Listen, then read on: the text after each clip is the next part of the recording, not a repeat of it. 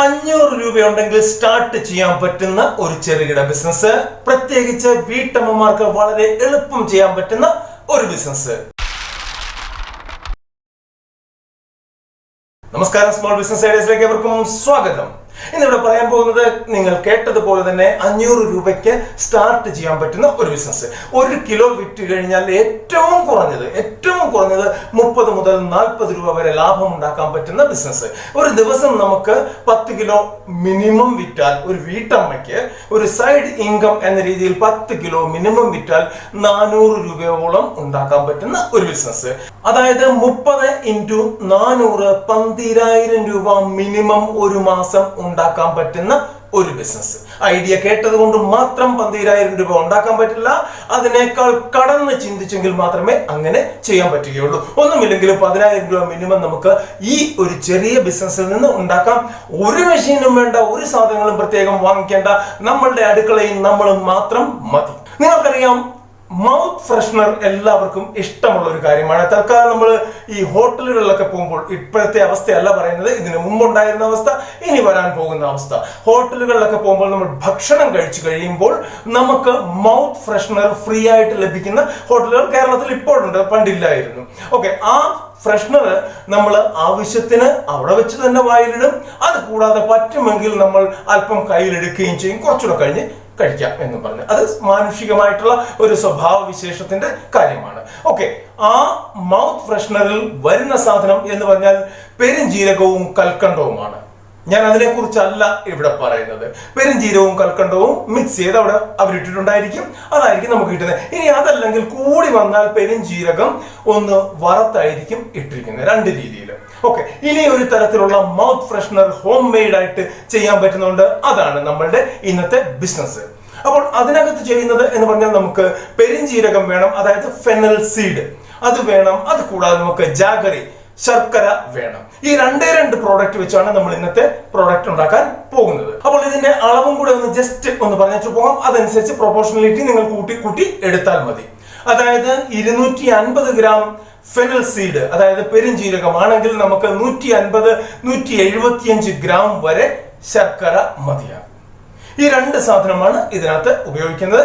ഉപയോഗം എങ്ങനെ ഇത് ചെയ്യണം എന്നുള്ളത് വീഡിയോ ആയിട്ട് മുമ്പോട്ട് കാണിക്കുന്നുണ്ട്. അതിനുശേഷം നമുക്ക് മറ്റുള്ള കാര്യങ്ങൾ പറയാം. ആദ്യം നമുക്ക് ആ വീഡിയോ കണ്ടു നോക്കാം. ആദ്യമായിട്ട് ഒരു ഫ്രൈ പാൻ എടുത്ത് സ്റ്റൗവിൽ വെക്കുക. നിങ്ങൾക്ക് ഏത് രീതിയിലുള്ള പാത്രം വേണമെങ്കിലും ഉപയോഗിക്കാം. അതിനുശേഷം അതിലോട്ട് ചൂടായി കഴിയുമ്പോഴത്തേക്കും നമ്മൾ ഫെനൽ സീഡ് അഥവാ പെരുംജീരകം ഇട്ട് കൊടുക്കുക. നല്ലപോലെ ഇളക്കിക്കൊണ്ടിരിക്കുക. നല്ലപോലെ ഇളക്കുമ്പോൾ തന്നെ അത് ഏതാണ്ട് ഒരു ബ്രൗൺ നിറമാകുന്നവരെ നമ്മൾ ഇളക്കണം.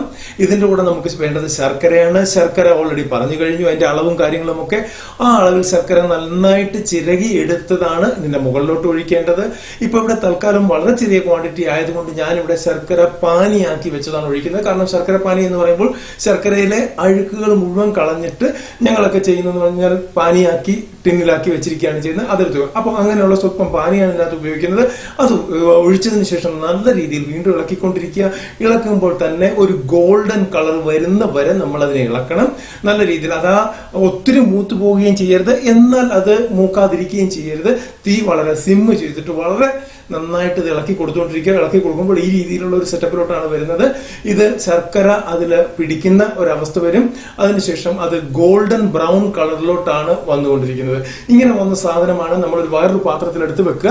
നന്നായി തണുത്ത ശേഷം അത് കൈകൊണ്ട് പൊടിക്കുക. കൈകൊണ്ട് നന്നായിട്ട് പൊടിക്കാൻ പറ്റും. ഇതുപോലെ തന്നെ പൊടിച്ച് നന്നായിട്ട് എടുക്കുക. ഓരോ പീസും വേർപെടുത്തി എടുക്കാൻ പറ്റും നമുക്ക്.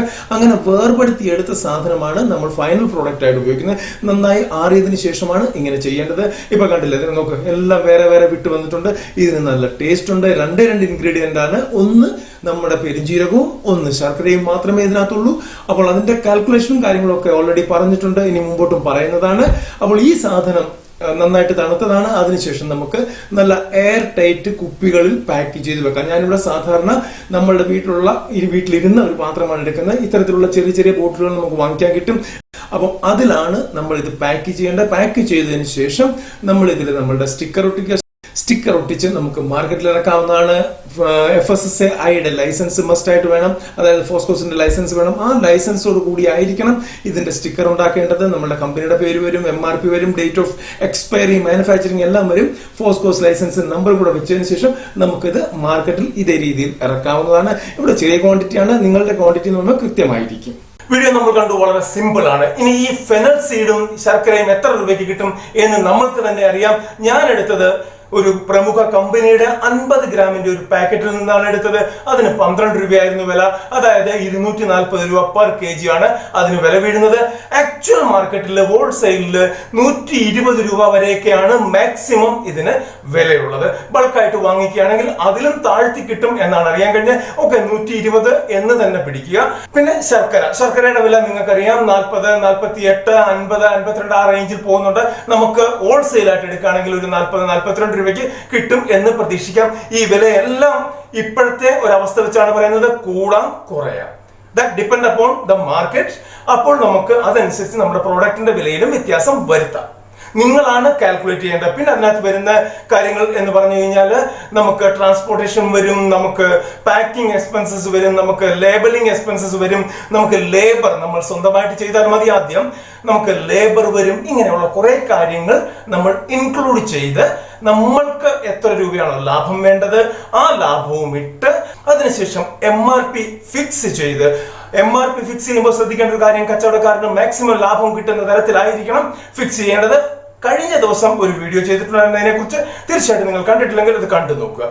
അങ്ങനെ കടയിൽ എത്തിച്ചു കഴിഞ്ഞാൽ മാക്സിമം വിൽക്കാൻ പറ്റുന്ന ഒരു പ്രോഡക്റ്റ് ആണ്. അതിനു മുമ്പ് ഒരു കാര്യം കൂടെ പറയുകയാണ്, ഈ ഫെനൽ സീഡ്, ശർക്കര, രണ്ട് സാധനത്തിലും മായം മാക്സിമം കലർത്തിയായിരിക്കും ഒരു പക്ഷേ വരുന്നത്.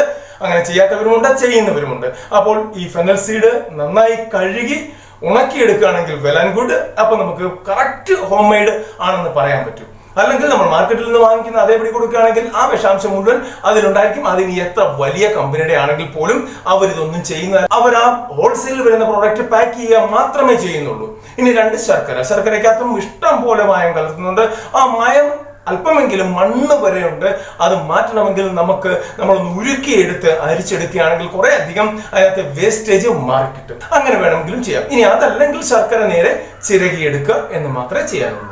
ഈ പ്രോഡക്റ്റ് നമുക്ക് വീട്ടിൽ ഉപയോഗിക്കാൻ പറ്റും. ഞാൻ ചെയ്തിരിക്കുന്നത് വീട്ടിൽ ഉപയോഗിക്കുന്ന തരത്തിലാണ് ചെയ്തിരിക്കുന്നത്. വീട്ടിൽ ഉണ്ടാക്കി വെച്ച് നമുക്ക് കഴിക്കാൻ പറ്റുന്ന ഒരു സാധനം തന്നെയാണ്. ഓക്കെ, ഇതിന്റെ ഗുണഗണങ്ങൾ കൂടെ ജസ്റ്റ് ഒന്ന് പറഞ്ഞിട്ട് മുമ്പോട്ട് പോകാം. പെരിഞ്ജീരകത്തിന് പലതരത്തിലുള്ള ഗുണങ്ങളുണ്ട്. ഒന്ന് വയറിന് നല്ലതാണ്, ദഹനത്തിന് നല്ലതാണ്, ഗ്യാസ് ട്രബിളിന് നല്ലതാണ്, ഐസൈറ്റിന് നല്ലതാണ്, ബ്ലഡ് പ്രഷറിന് നല്ലതാണ്. ഇങ്ങനെ കുറെ അധികം ഗുണങ്ങൾ പെരിഞ്ജീരകത്തിനുണ്ട്.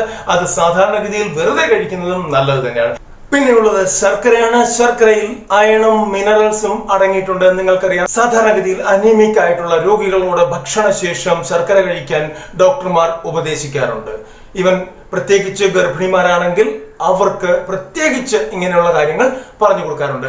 അവർക്കും ഇത് ഗുണപ്രദമായിട്ടുള്ള ഒരു കാര്യമാണ്. ഈ രീതിയിലൊക്കെ ഉപയോഗിക്കാൻ പറ്റുന്ന ഒരു മൗത്ത് ഫ്രഷ്നർ ആണ്. അതായത് നമ്മളുടെ വായിൽ എപ്പോഴും ഫ്രഷ്നെസ് ഉണ്ടാകാൻ വേണ്ടി ഉപയോഗിക്കുന്ന ഒരു പ്രോഡക്റ്റ് ആണിത്. ഹോട്ടലിൽ നിന്ന് തന്നെ കഴിക്കണമെന്നില്ല, വീട്ടിൽ വേണമെങ്കിലും വാങ്ങി വെച്ച് നമുക്ക് കഴിക്കാവുന്നതാണ്.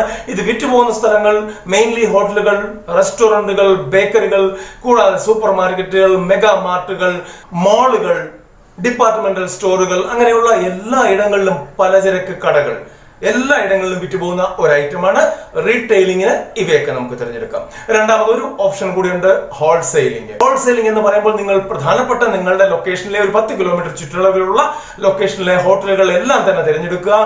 80% ആളുകളും വേണ്ട എന്ന് പറയുമ്പോൾ 20% ആളുകൾ പ്രതികരിക്കും, വേണം എന്ന് പറയും. നിങ്ങളുടെ പ്രോഡക്റ്റ് കഴിച്ചു നോക്കി നല്ലതാണെന്ന് അവർക്ക് തോന്നിക്കഴിഞ്ഞാൽ തീർച്ചയായിട്ടും അവർ ഓർഡർ തരും. ഇനി അതിനകത്ത് വോളിയം ഓഫ് ബിസിനസ് എങ്ങനെയാണ് വരുന്നത് നോക്കാം. നമ്മൾ റീറ്റെയിലിങ്ങിന് പോയി കഴിയുമ്പോൾ നമുക്കറിയാം, കടയിൽ കൊണ്ടുവച്ചു, ഇരുന്നു, ചെയ്തു, അങ്ങനെയാണ്.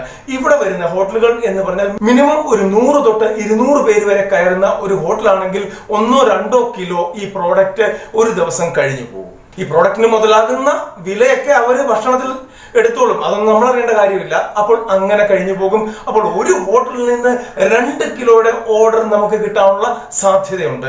ഞാൻ 10 കിലോ വിറ്റാൽ ഇത്ര രൂപ കിട്ടും എന്നാണ് പറഞ്ഞത്, എന്നാൽ അത് 20 കിലോ വിറ്റാൽ എത്ര രൂപ കിട്ടും എന്ന രീതിയിലായിരിക്കണം നമ്മൾ കാൽക്കുലേറ്റ് ചെയ്യേണ്ടത്, നമ്മൾ ചെയ്യേണ്ടത്. ഇതിനകത്തെ പ്രോഫിറ്റ് കാര്യങ്ങളൊന്നും ഞാൻ പറയുന്നില്ല. 30 തൊട്ട് 40 രൂപ വരെ 1 കിലോയിൽ പ്രോഫിറ്റ് എടുക്കാം എന്ന് പറഞ്ഞു. അത് ഇനിയും കൂട്ടാം, അത് നിങ്ങൾ നോക്കണം.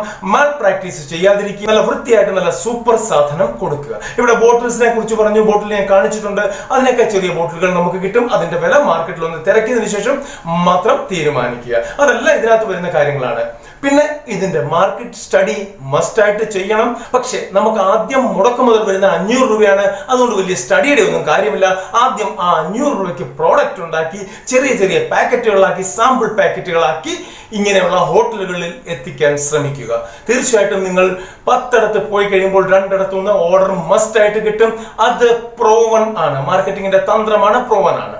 പിന്നെ മാർക്കറ്റിംഗിൽ എങ്ങനെയൊക്കെ ചെയ്യണം എന്നുള്ളത് ഓൾറെഡി നമ്മൾ പല വീഡിയോകളും ചെയ്തിട്ടുണ്ട്, നിങ്ങൾക്ക് കാണാവുന്നതാണ്. ഇതൊക്കെയാണ് ഇതിനെക്കുറിച്ച് പറയാനുള്ളത്. തീർച്ചയായിട്ടും വീട്ടമ്മമാർക്ക് ചെറുകിടമായിട്ട് ചെറിയൊരു ഇൻകത്തിന് വേണ്ടി, ഒരു എക്സ്ട്രാ വരുമാനത്തിന് വേണ്ടി ചെയ്യാൻ പറ്റുന്ന ഒരു ബിസിനസ് അവസരം എന്ന് കരുതിയാൽ മതി. വീട്ടമ്മമാർ മാത്രമല്ല, സീനിയർ സിറ്റിസൺസിന് ചെയ്യാം, സ്റ്റുഡൻസിന് ചെയ്യാം. സ്റ്റുഡൻസിന് ഇപ്പോൾ പ്രത്യേകിച്ച് വലിയ പരിപാടിയൊന്നും ഇല്ലാതിരിക്കുന്ന ഒരു അവസ്ഥയാണ്. അപ്പോൾ അവർ വേണമെങ്കിൽ പഠനത്തിന്റെ കൂടെ തന്നെ ഇതിനെക്കുറിച്ച് സ്റ്റഡി ചെയ്യാം, ഇതിനെക്കുറിച്ച് പ്രാക്ടിക്കലായിട്ട് ചെയ്തു നോക്കാം. പതുക്കെ പതുക്കെ പറ്റുന്നിടത്തോളം മാർക്കറ്റുകളിൽ എത്താൻ പറ്റുന്നിടമാണെങ്കിൽ എത്തിക്കാൻ പറ്റും. മറ്റുള്ളവരുടെ സഹായം കൂടെ തേടാൻ പറ്റും. വലിയ ലേബർ ഒന്നും വേണ്ട, നമ്മൾ തന്നെ മതി. വലിയ മെഷീൻസ് ഒന്നും വേണ്ട, നമ്മൾ തന്നെ മതി. അപ്പോൾ ഇതുപോലെയുള്ള ചെറിയ കാര്യങ്ങൾക്ക് നല്ല രീതിയിലുള്ള മാർക്കറ്റ് ഉണ്ടാക്കിയെടുക്കാൻ പറ്റും. കോടീശ്വരന്മാരാകും എന്നൊന്നും ഞാൻ പറയുന്നില്ല. പക്ഷെ നമുക്ക് അറ്റ്ലീസ്റ്റ് കഴിഞ്ഞു പോകാനുള്ള ഒരു വരുമാനം ഇതുപോലുള്ള ചെറിയ ബിസിനസ്സിൽ നിന്നും നമുക്ക് ഉണ്ടാക്കിയെടുക്കാൻ പറ്റും. തീർച്ചയായിട്ടും വീഡിയോ ഇഷ്ടപ്പെട്ടു എന്ന് കരുതുന്നു. ഇഷ്ടപ്പെട്ടെങ്കിൽ ലൈക്ക് ചെയ്യുക, കമന്റ് ചെയ്യുക, ഷെയർ ചെയ്യുക. നിങ്ങൾ ഞങ്ങളുടെ ചാനൽ ആദ്യമാണെങ്കിൽ സബ്സ്ക്രൈബ് എന്ന ഈ ചുവന്ന ബട്ടണിൽ അമർത്തുക. അതിനുശേഷം വരുന്ന ബെൽ ബട്ടണിൽ അമർത്തുക. അതിനുശേഷം ചോദിക്കുന്ന 3 ഓപ്ഷൻ ഉണ്ട്, അതിൽ ഓൾ എന്ന് അമർത്തുക.